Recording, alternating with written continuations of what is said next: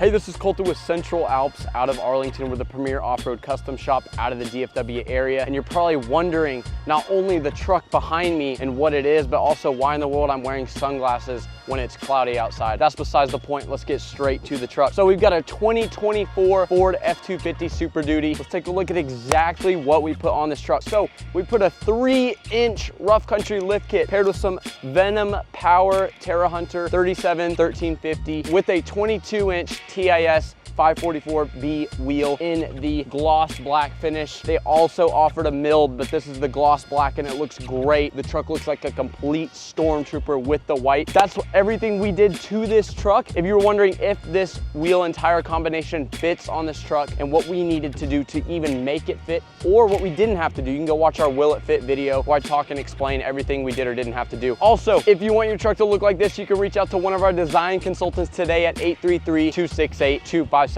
and one of us will be right with you to get your dream build started today.